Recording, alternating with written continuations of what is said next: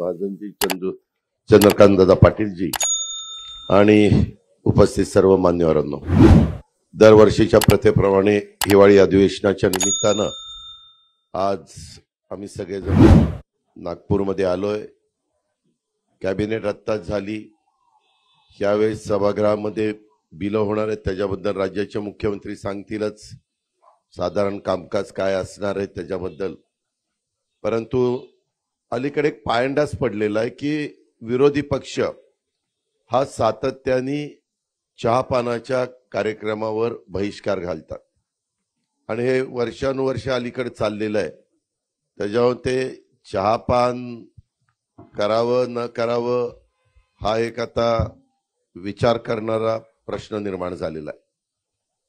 त्यांनी जे मुख्यमंत्री महोदयांना पत्र पाठवलेलं आहे त्याच्यामध्ये वेगवेगळ्या प्रकारे नेहमीचे काही दाखले देण्याचा प्रयत्न केलाय। आपल्याला सगळ्यांना माहिती आहे की कालच्या 23 तारखेला प्रचंड बहुमताने महायुतीचं त्या ठिकाणी सरकार आलं आणि आज त्याला खऱ्या अर्थाने मंत्रिमंडळाचा संपूर्ण शपथविधी होऊन त्याला अंतिम स्वरूप त्या ठिकाणी प्राप्त झालेलं आहे। 2-3 दिवसात मुख्यमंत्री महोदय सगळ्यांचे खातेवाटप त्या ठिकाणी करतील आणि कामाला सगळे गतीनं लागलेला चित्र आपल्याला सगळ्यांना पाहायला मिळेल। आमचा सगळ्यांचा प्रयत्न आहे, एवढी मोठं बहुमत असल्यामुळं जनतेने जो विश्वास महायुतीवर टाकलेला आहे त्या विश्वासाला पात्र राहून कशा प्रकारे या महाराष्ट्राचा सर्वांगीण विकास करता येईल हाच प्रयत्न आम्ही सगळेजण करणार आहोत आणि त्याच्यामध्ये कुठली काही अडचण येईल असं आम्हाला तरी काही वाटत नाही। विरोधक जरी संख्येने कमी असले तरी महाराष्ट्राच्या दृष्टिकोनातनं महत्वाचे प्रश्न तिथं चर्चेला आले तर त्याच्याबद्दल व्यवस्थितपणे महाराष्ट्राच्या हिताच्या ज्या गोष्टी असतील तशा पद्धतीनं त्याची उत्तरं तिथं दिली जातील। प्रश्नोत्तराचा तास नसला तरी वेगवेगळी आयुधं वापरून विरोधकांना, विरोधी पक्षातल्या सन्माननीय सदस्यांना वेगवेगळे प्रश्न विचारता येतात हे आपल्याला देखील पत्रकार मित्रांना माहिती आहे आणि त्याच्यामुळं आम्ही कदापि आम्हाला प्रचंड अशा प्रकारचं बहुमत आहे म्हणून कसंही रेटून आपलं सभागृह चालवायचं असं कदापि आमच्याकडनं होणार नाही। ती भूमिका मुख्यमंत्र्यांनी सुरुवातीला स्पष्ट केलेली आहे आणि आमचंही सगळ्यांचं त्या भूमिकेशी समर्थन आहे। एक ह्या महाराष्ट्रामध्ये परंपरा आहे की नेहमी विरोधकांना थोडा रिस्पेक्ट ठेवून काम करायचं असतं। विरोधकांनी पण त्या पद्धतीनं प्रश्न मांडायचे असतात, प्रश्न विचारायचे असतात, साधक बाधक चर्चा करायची असते। बिलाच्या संदर्भामध्ये देखील ते बिल जर पास झालं तर राज्याला त्याचा कितपत बेनिफिट मिळणार आहे, जनतेला किती त्याचा फायदा होणार आहे, या सगळ्या गोष्टीची शहानिशा ही दोन्हीकडनं त्या ठिकाणी केली जाईल। आम्ही कधी त्यांना कुठंतरी ते अतिशय कमी संख्येने म्हणून त्यांच्याकडे दुर्लक्ष करायचं अशा प्रकारची बाब ही आम्हा महायुतीच्या सरकारकडनं अजिबात होणार नाही। ही ग्वाही देखील ह्या पत्रकार परिषदेच्या निमित्तानं आपल्यालाही ती देतो आणि आपल्या मार्फत राज्यातल्या पण जनतेला देतो आणि जे विरोधी पक्षाचे सन्माननीय सदस्य आहेत त्यांनाही ह्या निमित्ताने देतो। अधिक न बोलता मी इथंच थांबतो। धन्यवाद।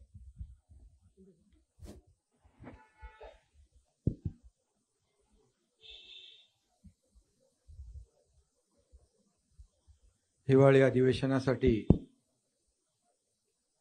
उपस्थित सर्व पत्रकारांचं स्वागत। आज मंत्रिमंडळ विस्तार झाला, सर्व मंत्र्यांचंही स्वागत, त्यांनाही शुभेच्छा। गेल्या काही दिवसामध्ये तुम्ही लोक सगळ्या मंत्रिमंडळाचं वाटप करत होतात, पण आज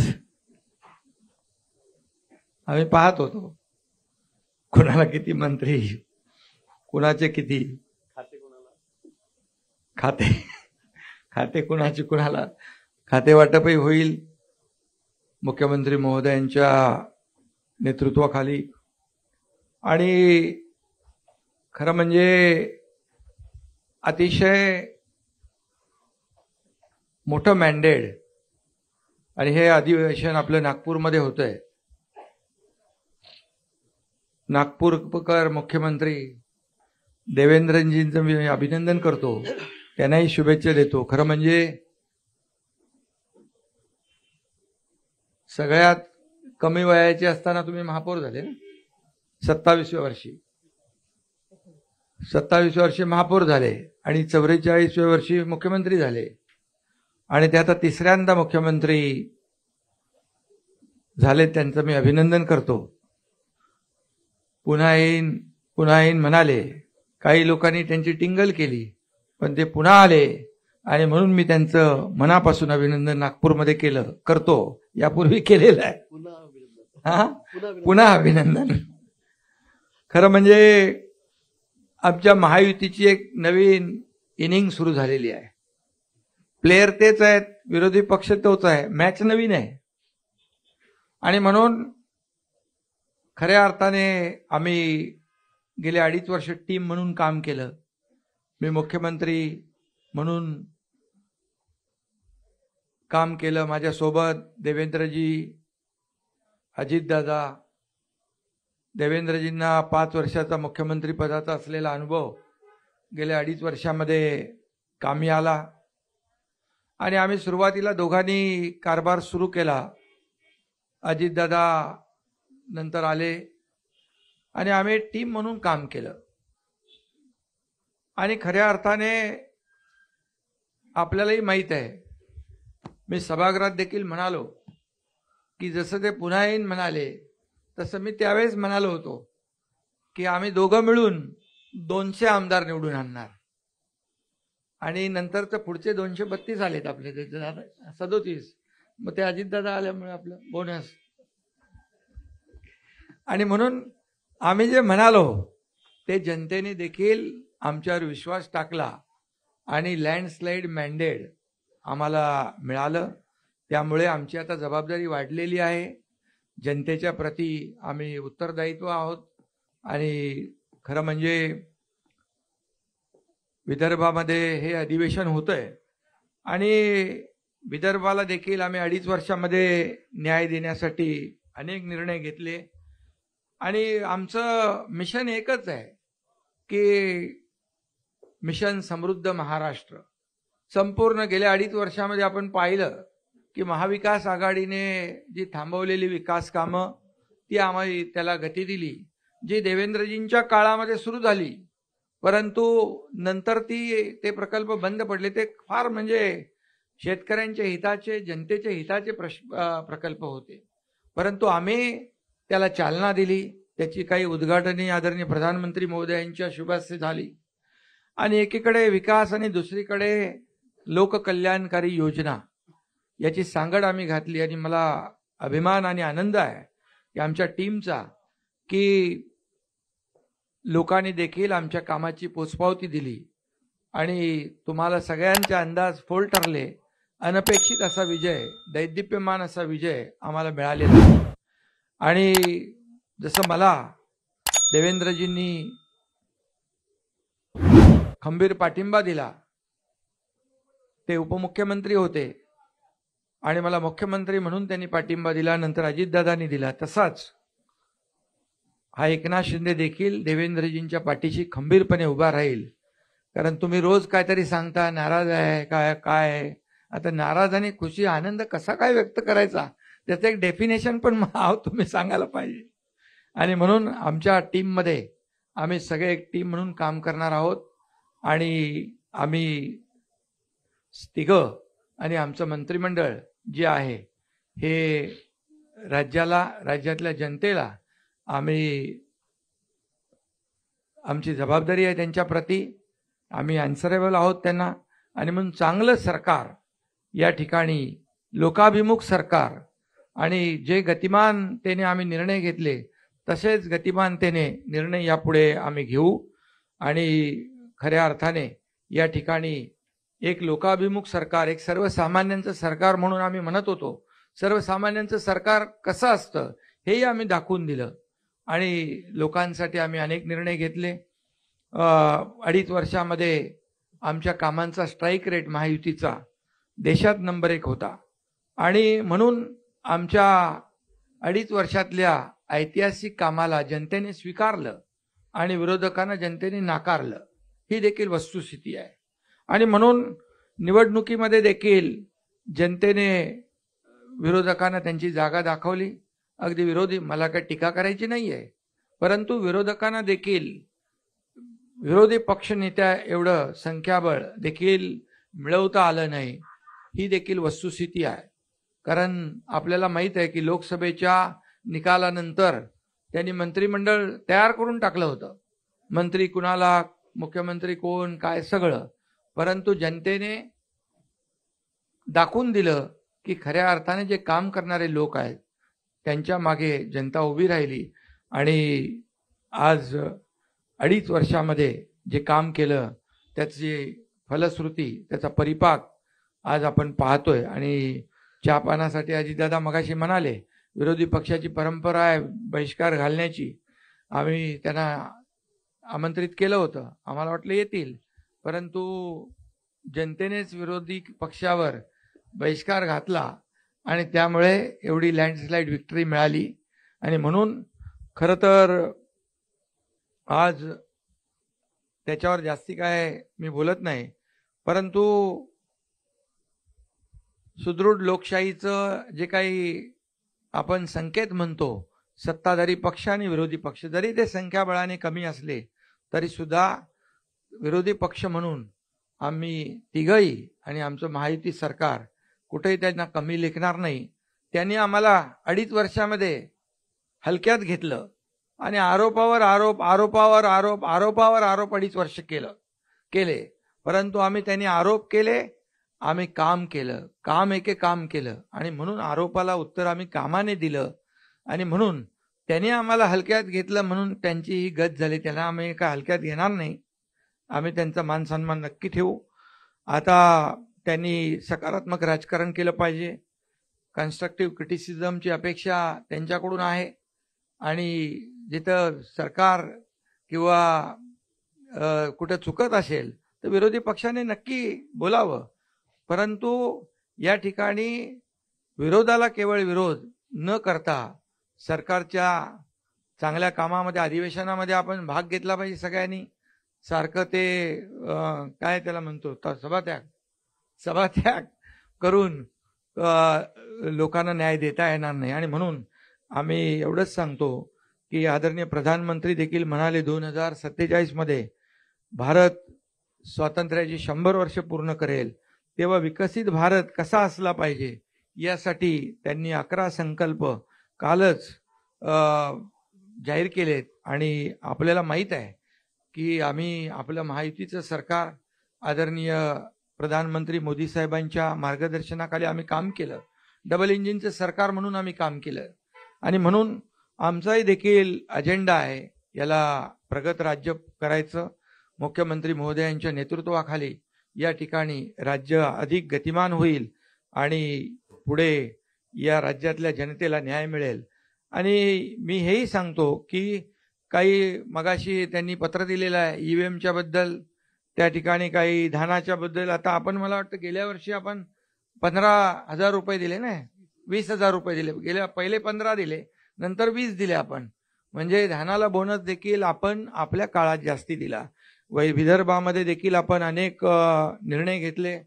मुख्यमंत्री स्वतः इकडचे असल्यामुळे अनेक निर्णय आपण पाण्याचे घेतले, सिंचनाचे घेतले, वैनगंगा, नळगंगा, गोसेखुर्द, ते पर्यटनाचा जो आपलं बॅकवॉटर आहे त्याच्यावर आपण हे केलं. सुरजागडमध्ये आपण प्रकल्प सुरू केले मोठ्या प्रमाणावर. त्याच्यात मी डिटेलमध्ये जात नाही, परंतु आम्हाला अभिमान आहे की आम्ही जे काम केलं विदर्भासाठी, फक्त विदर्भामध्ये खरं म्हणजे औपचारिकता म्हणून अधिवेशन नाही आहे, तर विदर्भामध्ये आल्यानंतर या नागपूरमध्ये जे अधिवेशन आहे त्याची फलश्रुती झाली पाहिजे.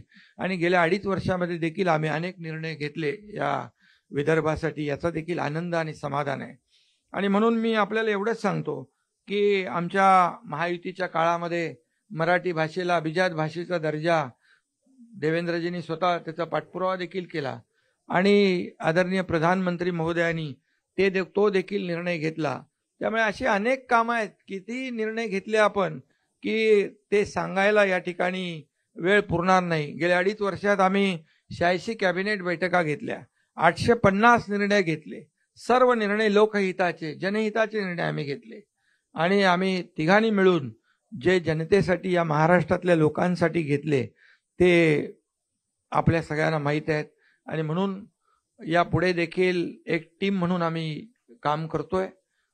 नक्कीच पुढचा जो काही कालावधी आहे हा सर्वसामान्य जनतेसाठी, या राज्याच्या विकासासाठी, या राज्याच्या सर्वांगीण विकासासाठी केंद्र सरकार देखील आमच्या पाठीशी उभं आहे.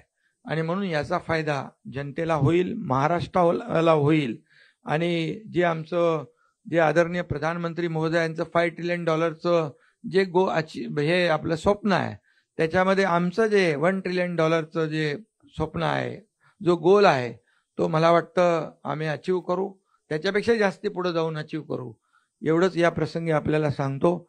आणि ईव्हीएमच्या बाबतीमध्ये मी एवढंच सांगेन की जेव्हा लोकसभेमध्ये ईव्हीएम त्यांना 31 जागा मिळाल्या, त्यावेळेस त्यांना बॅलेट पेपर आठवला नाही.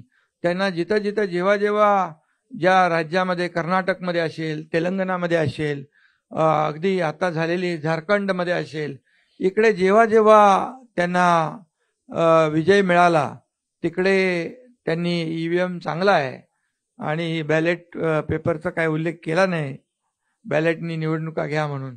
जेव्हा हरतात तेव्हा ते ईव्हीएमवर त्याचा खापर फोडतात, जेव्हा हरतात तेव्हा इलेक्शन कमिशनवर खापर फोडतात, आणि जेव्हा त्यांच्या विरोधात निकाल लागतो तेव्हा अगदी हायकोर्ट असू दे, सुप्रीम कोर्ट असू दे, त्यांच्यावर देखील खापर फोडतात. त्यामुळे ही दुटप्पी भूमिका आहे. आणि म्हणून मी एवढंच सांगतो की हार जी आहे आम्ही लोकसभेमध्ये दिलदारपणाने आम्ही स्वीकारली आणि आम्ही कुठं त्रुटी आहेत त्या शोधल्या आणि ज्या धडाक्याने आम्ही काम केलं त्यामुळे विधानसभेमध्ये परिवर्तन घडलं.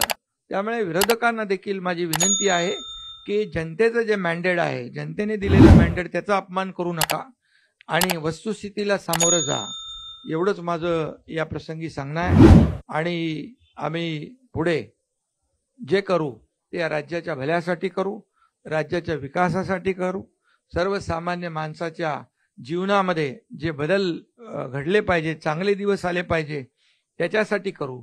आणि आम्ही जे जे काही शब्द दिलेले आहेत हे शब्द आम्ही पूर्ण करण्याचा पूर्ण प्रामाणिकपणे प्रयत्न करू, कारण आम्ही दिलेला शब्द पाळणारे आहोत आणि त्यामुळेच लोकांनी आमच्यावर विश्वास ठेवलेला आहे. आणि म्हणून सगळ्यांना पुन्हा एकदा शुभेच्छा. मुख्यमंत्री महोदय.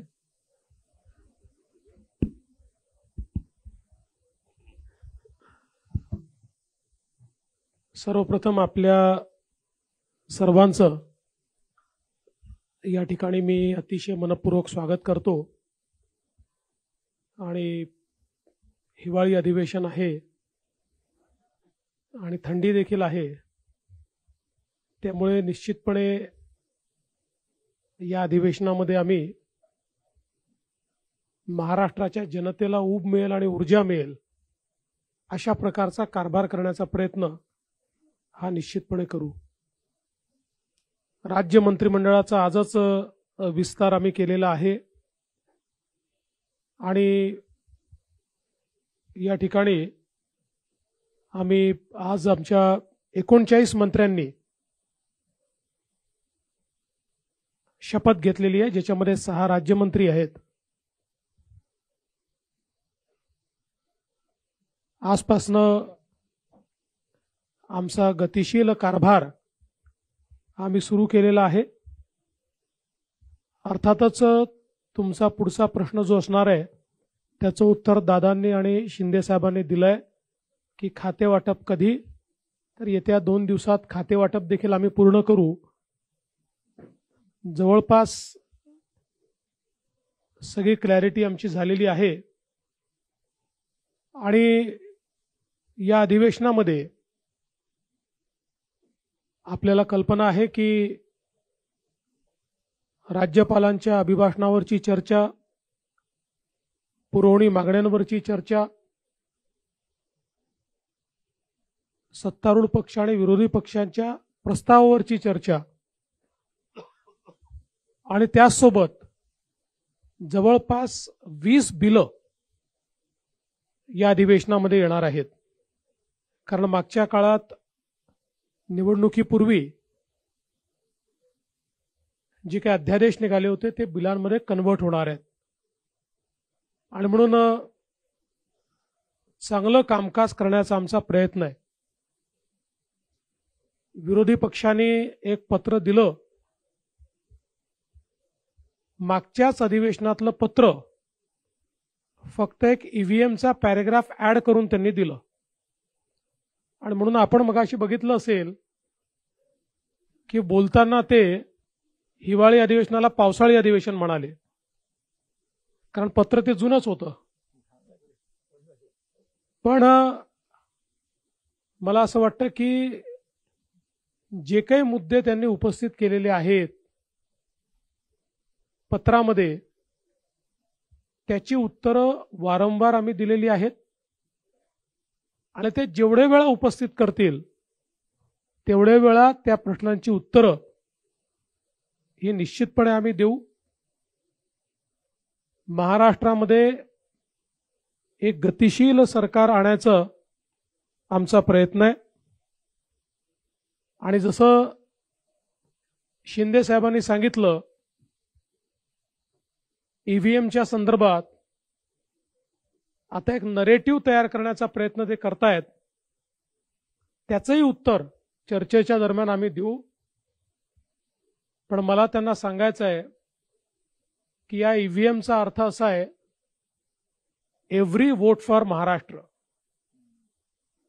महाराष्ट्रातल्या प्रत्येक व्यक्तीने महाराष्ट्राकरता मतदान केलेलं आहे आणि म्हणून आमचं सरकार हे ईव्हीएमचं सरकार आहे, पण त्या ईव्हीएमचा अर्थ आहे every vote for magnetic Maharashtra आणि आम्ही तो महाराष्ट्र घडवण्याकरता या ठिकाणी पुढच्या काळामध्ये कारभार हा निश्चितपणे या ठिकाणी करू. काही उल्लेख त्यांनी केलेले आहेत, ज्याचं उत्तर आता शिंदे साहेबांनी दिलं. खरं म्हणजे मी आकडेवारी सभागृहात सांगेन, पण आपल्याला सांगतो की सोयाबीनच्या खरेदीमध्ये यावर्षी आपण गेल्या 15 वर्षाचे रेकॉर्ड तोडले आहेत. इतक्या मोठ्या प्रमाणात खरेदी चाललेली आहे आणि मागच्या वर्षी सोयाबीन आणि कापसाकरता भावांतर योजना आपण राबवून हमी भावापेक्षा जो काही मार्केट रेट कमी होता त्याचे पैसे दिले, ते शेतकऱ्यांच्या खात्यामध्ये पोचले देखील. दुधाचा विषय असेल त्याला 5 रुपये 7 रुपये अशा प्रकारे मदत करण्याचं काम आपण केलं आणि एकूणच शेतकऱ्याच्या पाठीशी आपण उभं राहिलो. धानाच्या शेतकऱ्याला हेक्टरी 20,000 रुपये मदत आपण त्या ठिकाणी केली आणि म्हणून शेतकऱ्यांच्या पाठीशी ताकदीनं उभं राहणारं अशा प्रकारचं आपलं सरकार आहे. काही घटनांचा उल्लेख देखील या ठिकाणी करण्यात आलेला आहे. परभणीची जी घटना आहे त्या घटनेमध्ये एका मनोरुग्णाने ज्या प्रकारे भारताच्या संविधानाचा अपमान केला, त्या मनोरुग्णाला अटक देखील करण्यात आली. दुर्दैवाने त्याच्यानंतर एक उद्रेक देखील झाला. मला या निमित्ताने ही विनंती करायची आहे की अशा प्रकारे एखाद्या मनोरुग्णाच्या कृत्यावर असंवैधानिक पद्धतीनं उद्रेक करणं हे योग्य नाहीये. ते बाबासाहेबांना देखील कधीच मंजूर झालं नसतं. मात्र जी घटना घडली ती घडून चुकली आहे. मी एवढंच सांगतो, हे सरकार संविधानाचा सर्वोच्च सन्मान करणारं सरकार आहे. कुठल्याही परिस्थितीमध्ये तसूभरही संविधानापेक्षा वेगळं काम हे सरकार करणार नाही. आम्ही सगळ्यांनी ज्या संविधानाची शपथ घेतली आहे त्या शपथेप्रमाणेच हे सरकार काम करेल, संविधानाचा गौरव करेल, हा विश्वास या निमित्ताने मी देतो. बीड जिल्ह्यातली जी काही घटना आहे अतिशय निगृण अशा प्रकारची, जी काही सरपंचाची हत्या त्या ठिकाणी झालेली आहे त्या संदर्भात काही लोकांवर कारवाई केली आहे, काहींना सस्पेंड केलाय, काहींना घरी पाठवलाय. 3 आरोपी सापडले आहेत, 4 आरोपी अजून आपण शोधतो आहोत, लवकरच ते सापडतील. केस सीआयडीला दिली आहे. स्पेशल SIT कॉन्स्टिट्यूट करून या केसच्या संदर्भातली सगळी चौकशी आम्ही करणार आहोत आणि कुठल्याही परिस्थितीमध्ये आरोपी कोणीही असो, कोणीही कुठल्याच आरोपीला या ठिकाणी सोडलं जाणार नाही. अशा प्रकारच्या घटना या महाराष्ट्रामध्ये गांभीर्यानेच घेतल्या जातात आणि गांभीर्यानेच घेतल्या जातील. त्यामुळे SITच्या माध्यमातून सगळे धागेदोरे शोधून काढण्याचं काम हे निश्चितपणे या ठिकाणी आपण करू. खरं म्हणजे 3-4 विषय विरोधकांनी उपस्थित केलेले आहेत. त्या विषयांवर सविस्तर उत्तर हे सभागृहामध्ये आम्ही निश्चितपणे देऊ. मी आज एवढंच सांगतो की ज्याचा उल्लेख आमच्या दोन्ही सन्माननीय उपमुख्यमंत्र्यांनी केला आहे, आमची सगळ्या प्रकारच्या चर्चेची तयारी आहे. विरोधी पक्षाने चर्चा करावी, कुठेही त्यांचा आवाज आम्ही दाबणार नाही, कुठेही आम्ही चर्चेपासून मागे हटणार नाही. फक्त अपेक्षा एवढीच आहे की लोकसभेप्रमाणे चर्चा न करता पळ काढायचा आणि मीडियासमोर केवळ बोलायचं, हे मात्र योग्य आहे असं मला वाटत नाही. उलट हे लोकशाही विरोधी आहे. सभागृहात बोलून मीडियात कव्हर झालं तर ती खरी लोकशाही आहे, पण सभागृहात बोलायचंच नाही आणि मीडियासमोर जाऊन बोलायचं, अशा प्रकारची लोकशाही ते जर चालवणार असतील तर त्यांचा लोकशाहीवर विश्वास नाही असंच आपल्याला म्हणावं लागेल. बाकी सगळ्या प्रश्नांची उत्तरं योग्य प्रकारे आम्ही देऊ, हा विश्वास मी विरोधकांना देखील या ठिकाणी देतो. आणि महाराष्ट्रामध्ये सामान्य माणसाला आणि विशेषतः विदर्भात हे अधिवेशन चालू असल्यामुळे विदर्भाच्या जनतेला देखील जो जास्तीत जास्त दिलासा देण्याचा प्रयत्न करता येईल तो करण्याचा प्रयत्न आम्ही सगळे मिळून करू, एवढाच विश्वास या निमित्ताने मी देतो. आणि विरोधकांना आवाहन करतो की त्यांनी चांगल्या प्रकारची चर्चा सभागृहामध्ये करावी.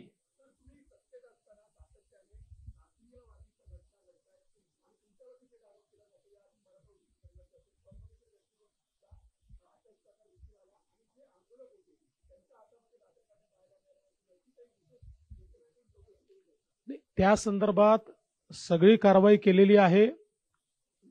आम्ही पोलिसांना हे सांगितलेलं आहे की आकस बुद्धीने कारवाई करू नका, कोम्बिंग ऑपरेशन वगैरे करू नका, पण जे लोक कॅमेऱ्यामध्ये लाठ्या काठ्या घेऊन तोडफोड करताना दिसतायत, दगडं मारताना दिसतायत, त्यांच्यावर मात्र कडक कारवाई झाली पाहिजे, हे मी सांगितलेलं आहे.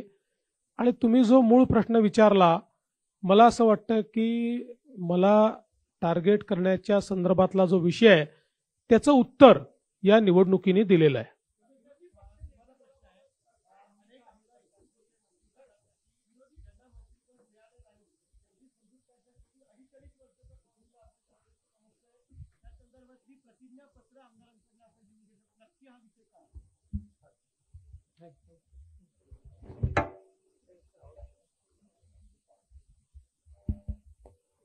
खरं म्हणजे अनेक लोक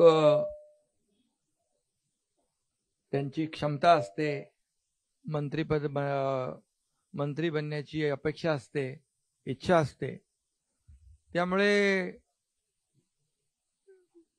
जे काम करू शकतील, कॅपेबल आहेत, आणि कोण ज्यांना दिलं ते त्या क्षमतेचे आहेत, ज्यांना नाही दिलं ते त्या क्षमतेचे नाहीत, असं नाहीये. आणि म्हणून आम्ही एक पक्षाचा एक निर्णय घेतलाय, 2.5 वर्षाचं मंत्रीपद, जो काम करेल तो पुढे जाईल, आणि त्यामुळे आम्ही पक्षाने ठरवलेला तो निर्णय आहे. त्यामुळे मला वाटतं अनेक लोकांना संधी देऊ शकतो आणि खऱ्या अर्थाने माझी भूमिका स्पष्ट आहे की जे पद, जो विभाग ज्याला मिळेल त्याला पूर्ण न्याय दिला पाहिजे आणि जो परफॉर्म करेल त्याला संधी मिळेल. आणि त्याच्यात आपण म्हणतो ना काय इंग्रजीमध्ये परफॉर्म ऑर पेरिश, तर त्यामुळे जो परफॉर्म करेल तो पुढे जाईल. सीएम सर, माझा प्रश्न होता की विरोधी पक्षनेते पदाबाबत काय भूमिका आहे सरकारची? विरोधी पक्षनेते पदाबद्दल सरकारची भूमिका काहीच नसते. त्याचा निर्णय कायद्याने आणि नियमाने अध्यक्षांनी घ्यायचा असतो. अध्यक्ष जो निर्णय घेतील तो आम्हाला मान्य असेल. आमची कुठली अडवणूक त्यात नसेल, आमचा कुठलाही दबाव त्यात नसेल. अध्यक्षांनी उचित निर्णय करावा, आम्ही त्याचा सन्मान करू. सीएम सर यही सवाल जो शिंदे सर अपने पार्टी में कर रहे हैं, 2.5 साल जो है मंत्री बना के रखने की, क्या बीजेपी भी इसी फॉर्मूले पे काम करेगी, ये आपसे जानना चाहिए? देखिए, उसमें से आधा तो हम करने वाले हैं. यानी क्या करने वाले हैं? हम परफॉर्मेंस ऑडिट ये निश्चित रूप से हर मंत्री का करेंगे.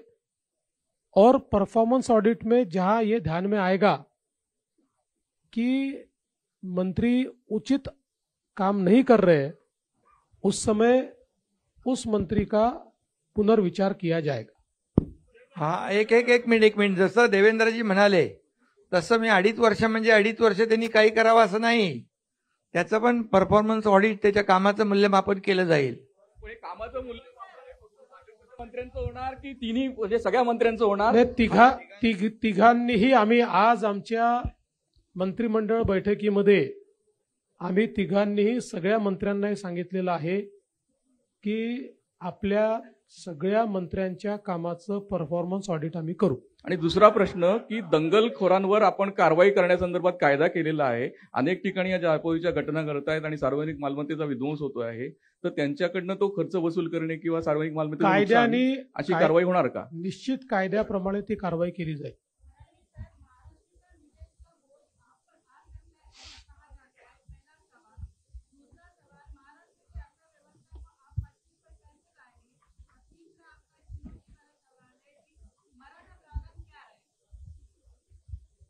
तुम्ही वाट बघा. या तिन्ही विषयांवर आम्ही योग्य कारवाई करू. महाराष्ट्राची अर्थव्यवस्था ही चांगलीच आहे. आम्ही जे काही योजना आता केलेल्या आहेत त्या योजनाचा बोजा हा निश्चितपणे अर्थव्यवस्थेवर पडेल. त्याचं योग्य मॅनेजमेंट करण्याचा प्रयत्न आमचा असणार आहे. आपल्या मंत्रिमंडळात साधारण 40% चेहरे हे नवीन तरुण आहेत. त्याचवेळी काही जुने जाणते आणि एक्सपिरियन्स लोकांना आपण सुट्टी केलेली आहे. त्याच्यामुळे मागे काय खास धोरण आहे का? नाही, आमचा प्रयत्न असा आहे की हे मंत्रिमंडळ एक सर्व प्रकारचा चेहरा याच्यामध्ये दिसला पाहिजे. त्या दृष्टीने काही जुने जाणते नेते आहेत, काही तरुण आहेत, महिलांना देखील आम्ही चांगल्या प्रकारे संधी दिलेली आहे. विविध समाजांना आम्ही संधी दिलेली आहे. ओबीसी समाज असेल, मराठा समाज असेल, धनगर समाज असेल, आदिवासी समाज असेल, एससी समाज असेल, विविध समाजांना देखील आम्ही प्रतिनिधित्व दिलेलं आहे. सर्व समावेशक अशा प्रकारचं मंत्रिमंडळ तयार करण्यात आले.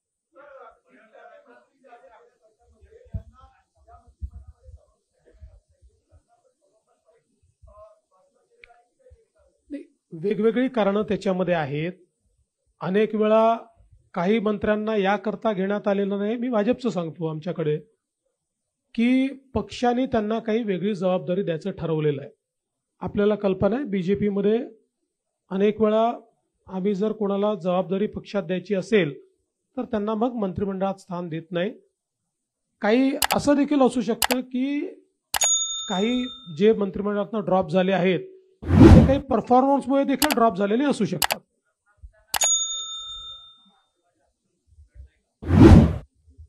मला असं वाटत नाही. आणि शेवटी गोपीचंद पडळकर हे आत्ताच विधानसभेमध्ये निवडून आले आहेत. त्याच्या आधी ते विधान परिषदेमध्ये होते. उत्तम काम करणारे कार्यकर्ते आहेत, थोडे ॲग्रेसिव्ह आहेत. हा, हे निश्चितपणे आहे की आम्ही त्यांना हे सांगितलं की बोलताना त्यांनी संयम ठेवला पाहिजे हे त्यांना निश्चितपणे सांगितलं. पण तुम्हाला सांगतो, एक चांगलं भविष्य असलेला तो नेता आहे.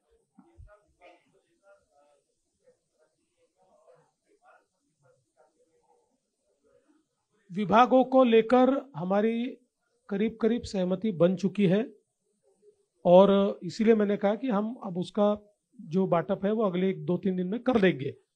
पालक मंत्री के लिए अभी तक हम बैठे नहीं हैं क्योंकि वो चुनौती अभी हमारे सामने नहीं है. हम अधिवेशन के आखिरी दिन बैठेंगे और पालक मंत्री का भी निर्णय कर देंगे. आपण फडणवीस साहेब, आपण महत्वाची जबाबदारी त्यांच्यावरती. फडणवीस साहेब,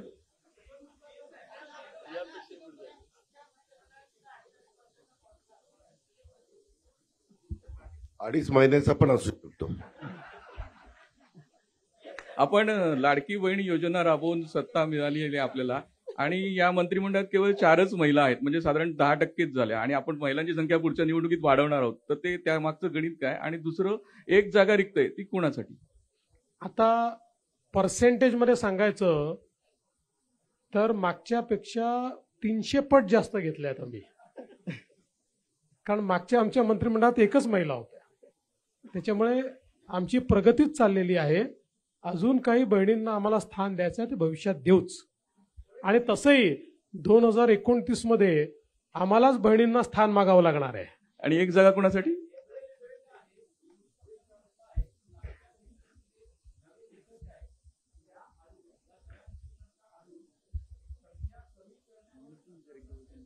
माझं विरोधी पक्षाला आव्हान आहे की नवीन निकष कुठले आहेत त्यांनी सांगावे.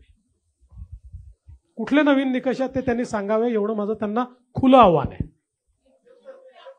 देवेंद्र भाऊ, सभागृहामध्ये तुम्ही अनेक वेळा सांगितलं होतं, उदाहरणार्थ औरंगजेबाच्या संदर्भामध्ये जी काय आंदोलनं झाली होती, घोषणा झाल्या होत्या, त्यावेळेला तुम्ही सांगितलं होतं याच्यामागे काहीतरी षडयंत्र आहे, ते आम्ही योग्य शोधून काढू आणि त्यांच्यावरती कारवाई करू. त्याचबरोबर मराठा आंदोलनाच्या वेळी पण काही हिंसाचार झाले आणि त्याच्यावेळी तुम्ही सांगितलं होतं हे राजकीय षडयंत्र आहे, ते शोधून काढू आणि आम्ही सांगू. आतापर्यंत ते शोधून काढण्यात आलेलं नाही म्हणून ते सांगण्यात आलेलं नाही, किंवा शोधून काढलंय पण ते सांगायचं नाहीये. सगळ्या गोष्टी तुमच्या समोर आलेल्याच आहेत. काय लपलेलं आहे? जे जे झालंय ते तुमच्या समोर आलेलं आहे. ते पुन्हा नव्याने सांगण्याची आवश्यकता नाही आहे. पण काही गोष्टी मात्र तुम्ही जे म्हणालात, विशेषतः अराजकतेच्या संदर्भातल्या, त्याचा खुलासा या अधिवेशनात मी करणार आहे.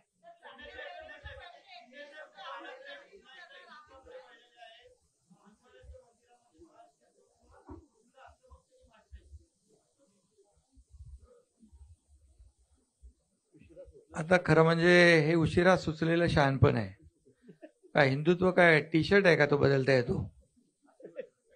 अरे बाबा, त्यांनी हनुमान मंदिरात जाता हनुमान चालीसा वाचणाऱ्या त्या लोकांना जेलमध्ये टाकलं होतं. आता आम्ही त्यांना काय सांगत होतो? आम्ही बाळासाहेबांचं हिंदुत्व आणि हिंदुत्वाचे विचार घेऊन सरकार स्थापन केलं, तेव्हा आम्ही काय सांगत होतो त्यांना? आणि त्यांच्या कार्यकाळामध्ये काय काय झालं? साधूचं हत्याकांड झालं, पाकिस्तानचे झेंडे घेऊन बॉम्बस्फोटमधले आरोपी नाचत होते, प्रचार करत होते, तेव्हा कुठं गेलं होतं हिंदुत्व? आता महाराष्ट्रातल्या लोकांनी त्यांना जागा दाखवली आणि ती जागा दाखवली आणि त्याच्यामुळे ते आता हिंदुत्वाचा पुकार करू लागले. सावरकरांचा महाविकास आघाडीच्या स्टेजवर सावरकरांच्या बद्दल कधी बोलले ते? आणि जो हौद से गई वो बूंद से नहीं आती है. सीएम सर वारंवार विरोधक तुमच्यावर आरोप करतायत की महायुतीमध्ये समन्वयाचा अभाव आहे. समन्वय नाहीये तिन्ही नेत्यांमध्ये आणि अधिवेशनामध्ये तिन्ही नेते एकमेकांच्या फायली बाहेर काढतील. तुम्हाला कोणी सांगितलंय?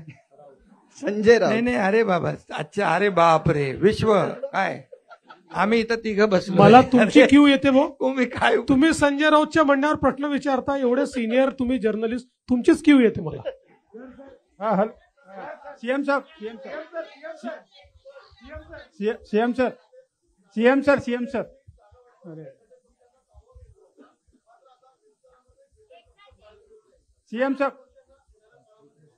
नाही, आमची इच्छा होती घटक पक्षांना सामावून घ्यायची. काही कारणाने सामावून घेऊ शकलेलो नाही, पण भविष्यात त्यांना सामावून घेऊ. सीएम सर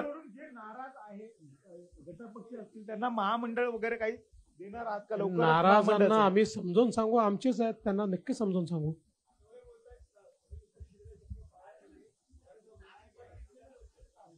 एक जागा अजून रिकामी आहे ना, मंत्रिमंडळामध्ये अजून एक जागा रिकामी ठेवलेली आहे.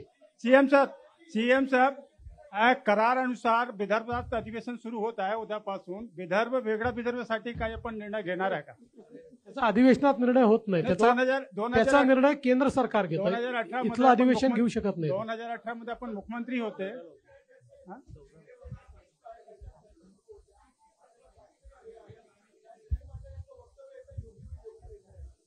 आमच्याकडे पूर्ण बहुमत आहे.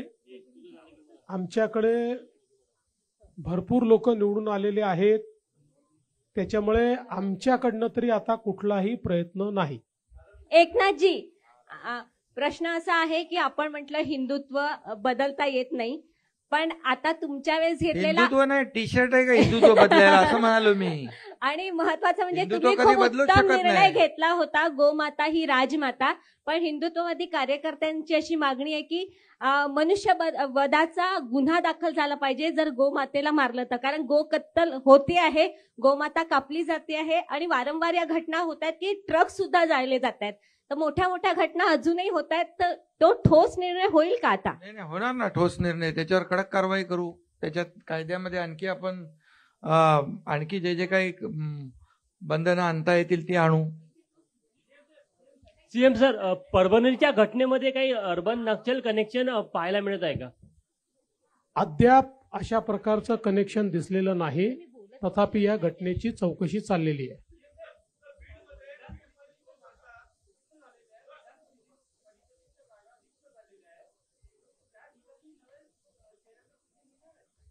आता तर ते जेव्हा इलेक्शन कमिशन घोषित करेल तेव्हाच आपल्याला ते करता येईल. लास्ट